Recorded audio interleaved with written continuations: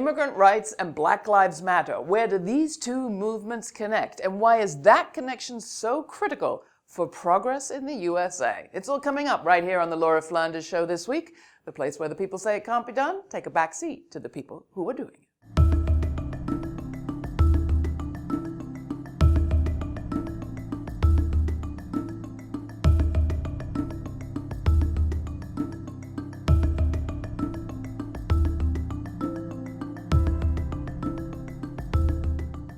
Linda Sarsour, Palestinian-American activist and co-organizer of the Women's March, recently said at a rally in New York, protesting President Trump's immigration policies, that, quote, if you're in a movement and you're not following a woman of color, you're in the wrong movement.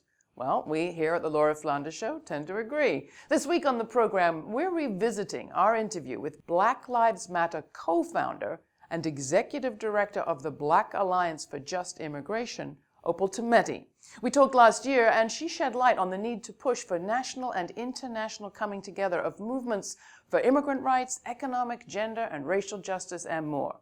And later on the show, we take a look back at our coverage of the Black Lives Matter movement more generally, and the salient lessons for organizing efforts today, tomorrow, and however long it takes. Here's Opal. You are the head of the leading Black immigration justice organization. Somewhere I read there weren't that many of them. There aren't. Sadly, there aren't. In a nation that has millions and millions of immigrants, and 10% of those being Black immigrants from Africa and the Caribbean, we're the only one that's a national organization that's working with those communities and doing a lot of work with our network of about 30 other organizations. Take us back a couple of years. Mm-hmm. Were you conscious of the fact in 2013 when you saw that Black Lives Matter post from Alicia, I think it was, that here was an opportunity to connect your issue, the issue of immigrants' rights and justice, to the Black justice movement in this country? Was it a conscious thing? It was absolutely conscious, yes. And when I reached out to Alicia to say, hey, I think we really need an online platform to connect our groups and connect our communities, I had in mind that it was really important that we establish a really broad notion of who is Black America these days, right? And a really broad notion to ensure that communities like the ones that I represent, so my parents are Nigerian immigrants, the communities I work with are Afro-Latinos and Caribbean and so on. I wanted to ensure that this platform was big enough that they could also have their voice and their concerns heard. And so it was really important for us to ensure that it wasn't just a movement about police killing Black people, but it was also about structural racism and justice for all Black people. And what progress do you think we've made, particularly in telling that structural story, going beyond justice for this one or incarceration for that one or make sure this cop is arrested? There's a structural story, as you said. Is it getting told? I believe it is. I think it's been really difficult for our nation to really grapple with what it means to be living in what folks were trying to name as a post-racial kind of colorblind society, and really come to terms with the fact that we're not, that Black people have specific grievances and concerns and are really being devalued across the board. And what does that look like? That's what's happening there. So where do you see the progress? So some of the progress that I'm seeing is the types of narratives that we're hearing these days. I think that different groups, from the labor sector to immigrant rights to the LGBTQ rights community, are beginning to take up issues around racial justice in ways that I haven't heard before. I'm having people approach me, day in and day out saying, we want to actually address the inequalities in our education system, for example, in ways that folks weren't quite talking about race explicitly like they are now. And so I think the conversation has changed. And has the immigrant rights movement changed?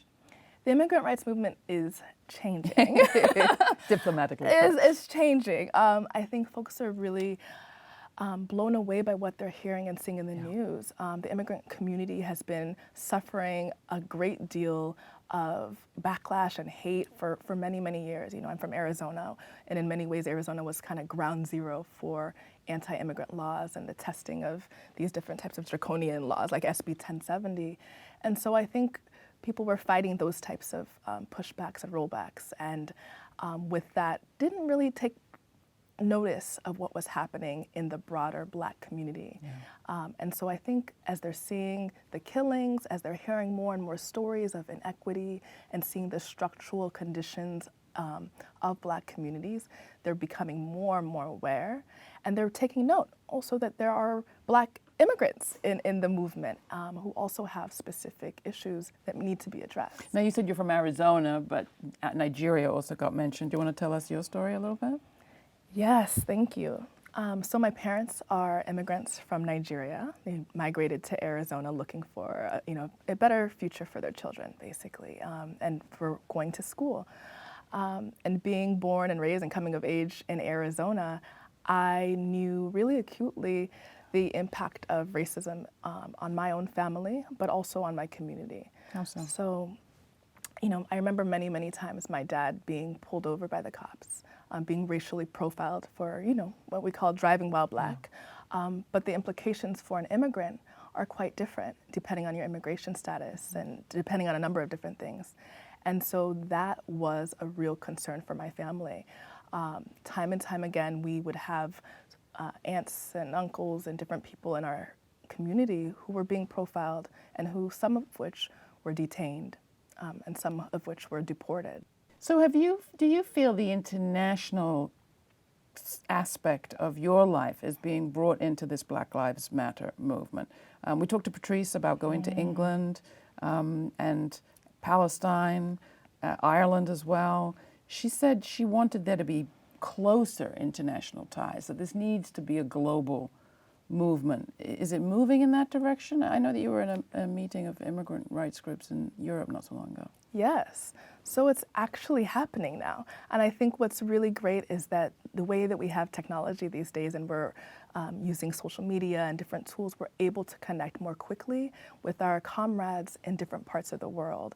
And so we're hearing more quickly stories of what's happening in East Africa and Europe and so on in ways that we might not have heard, as quickly and been able to show up. And how does that solidarity. change things for you or change things for your organizing? Or does it? It absolutely does. And in particular for the immigrant rights community, right? So we have a transnational commitment, quite honestly. Our families are, abroad, and then we're also working and living here, right? And so there's this kind of natural inclination to, keep in touch with our family, keep in touch with what's going on in terms of the politics and changing dynamics on the ground. And so for me, that's meant being in touch with more immigrant rights activists in places like Europe and in places like Africa.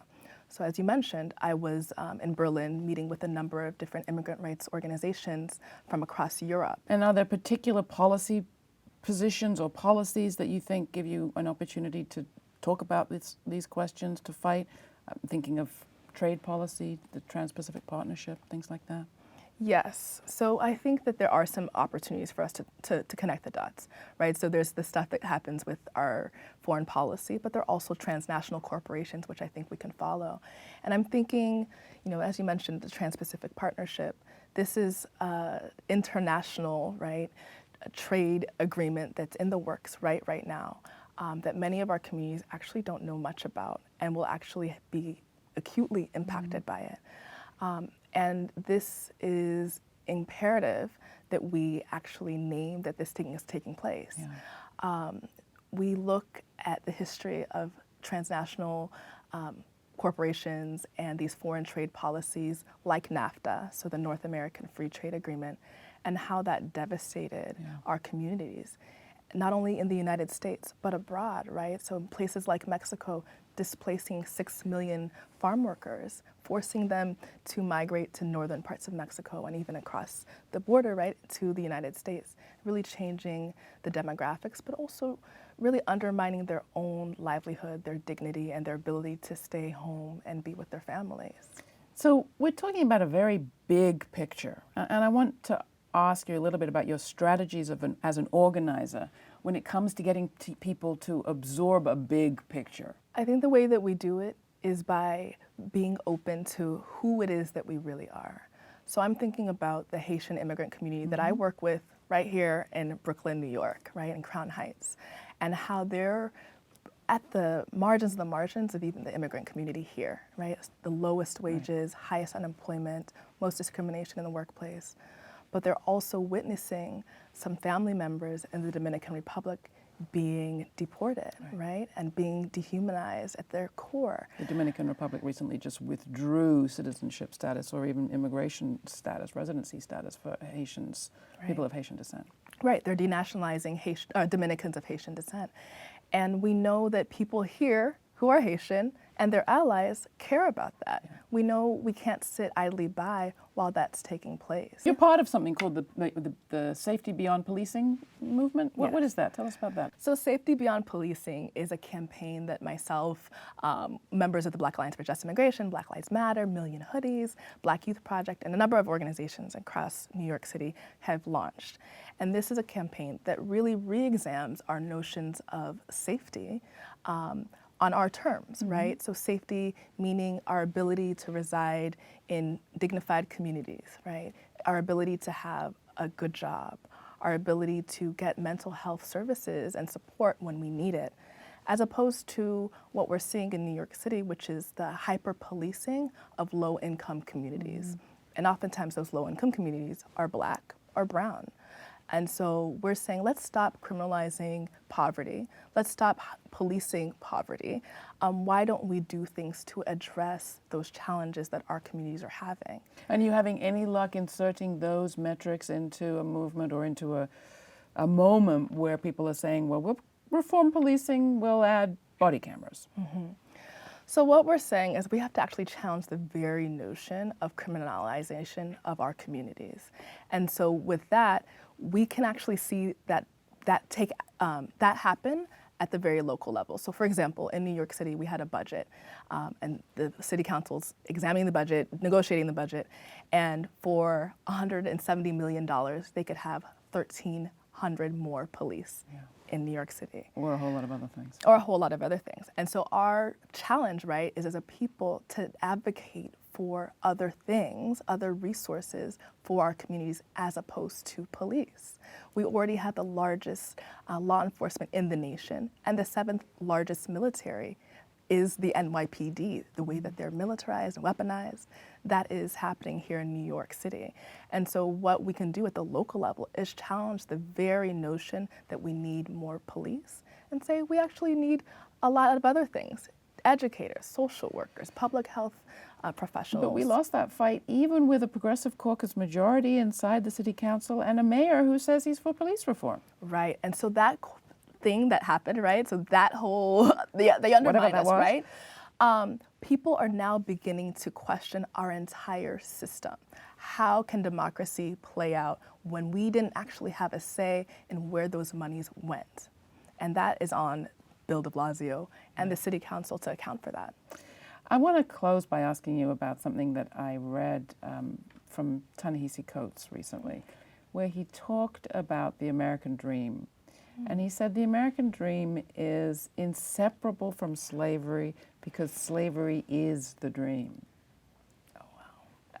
As somebody who tracks global migrations, and I'm sure the story takes you back to slavery often, what do you think about that? And how do you see us unraveling this mess that we're in? Well, it's a really profound question and a profound statement.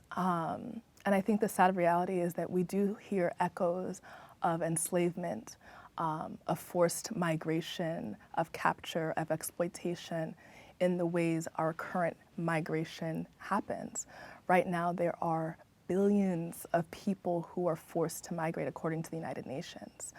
This is a global occurrence, and it's happening in more exponential numbers because of the ways in which economic globalization is destabilizing nations and disenfranchising local communities, making the poorest of the poor even more poor, right? Extreme poverty is forcing people to migrate across the globe.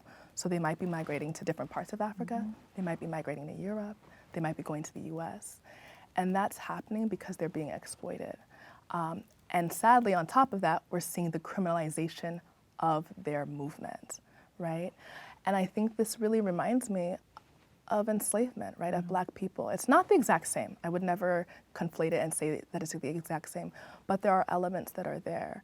And so for me and the work that we do with the Black Lives Matter movement and the Black Alliance for Just Immigration, we're here to really challenge the root causes of economic injustice, right? So the displacement of people across the globe, the gentrification that's happening even within the US and in places like Brooklyn, New York, where I live, which the gentrification here, we're looking at the ways in which corporations at the local level and real estate has a hand in the criminalization of our people, in the policing of our people, and trying to move us out from our neighborhoods in order to build more, to have new communities in there, more shops, and so on. To end on a slightly different note, tell us something about what's fun, or what's the most fun thing about working with Alicia Garza and Patrisse Cullors and Black Lives Matter? Oh my gosh, the most fun thing about working with them is that we're a true sisterhood, right?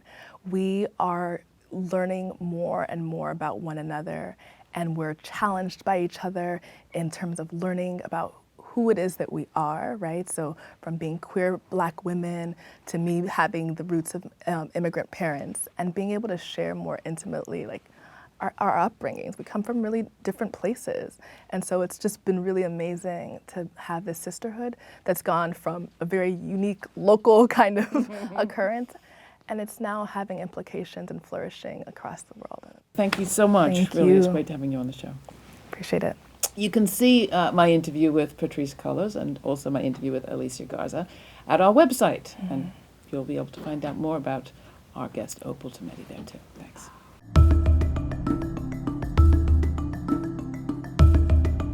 That was Opal Tometi of the Black Alliance for Just Immigration and Black Lives Matter. You can find out more at our website, lauraflanders.com. And have you signed up yet for our weekly updates? Do it. They're free, and you'll get an advanced peek at what's coming up on the show.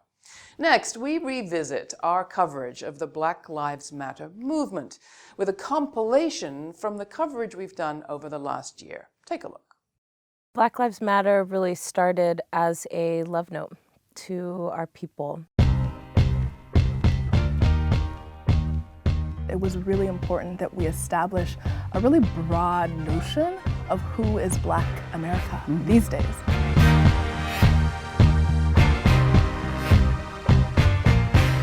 We have to see this as a global movement. We can't see our issues as just domestic issues.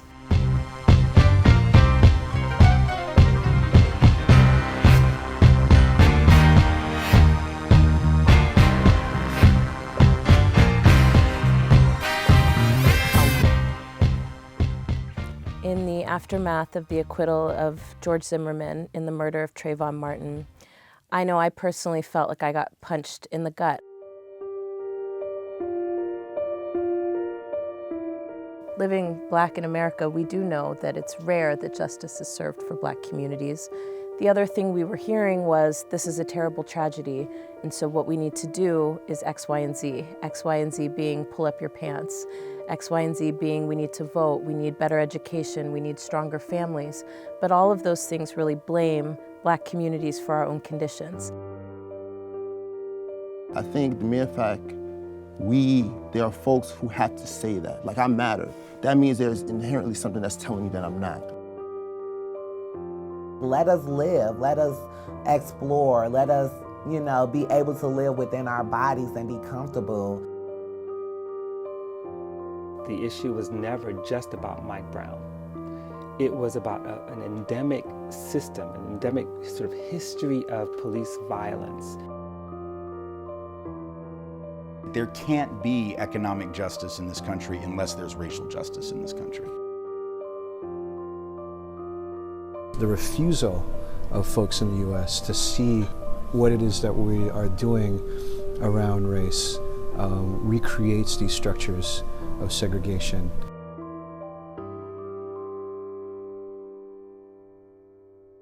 When cops kill young people, anyone, and we blame just the cop, we're making a big mistake, because it is the system that created the violence. We in this country have all been infected by our history of racial inequality. I think we're all compromised by this narrative of racial difference that was created during the time of slavery.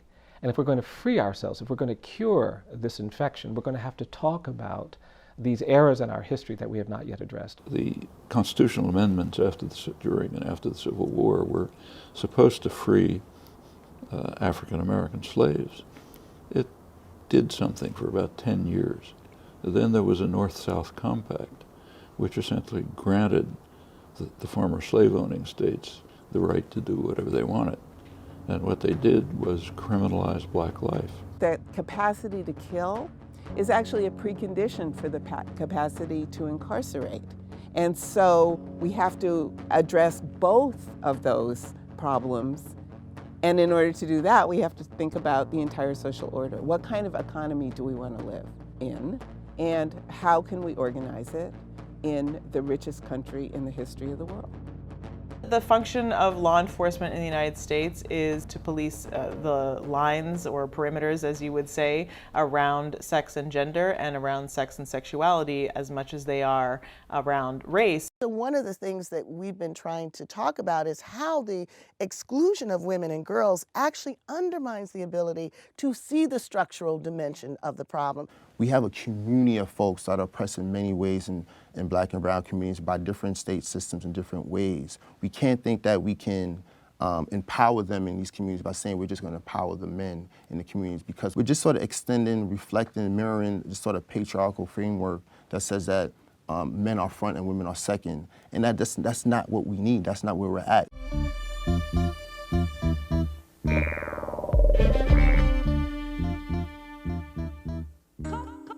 We saw folks from South Africa, folks from Ireland, folks from all over the world sending messages. What's important to us in Black Lives Matter is that we are elevating and cultivating the leadership of folks who have not been included in the conversation. That includes Black trans women, that includes Black immigrant women, Black disabled folks, Black incarcerated and formerly incarcerated people. The way that we understand how movements happen in this country is behind one charismatic leader. And it's really hard for people to wrap their heads around a movement that is full of leaders. You got to go in just like a jazz musician trying to learn something from the younger generation. You know, you have a certain genuine humility and a certain willingness to learn and listen. If we want a full democracy in this country, we can't just have people following one person. Everyone has to feel like they have a stake in shaping the kind of world that we live in. Radical revolutionary movements or movements of revolt are unseen by the mainstream society until they erupt. We need to hear the voices of young people, because the Black freedom movement is not going to remain alive if it's not transmitted and bequeathed to the younger generation. When we talk about Black liberation being intrinsic to everybody's liberation, we're really talking about how systems in this country have been not only built off of the backs of Black people and exploited labor, but certainly have been crafted to exclude Black people. And so if we're able to dismantle those systems, everybody has a better chance of living a better life. We want to create a different kind of movement culture. We think it's important, we think we need it, and we don't think that we can survive without it.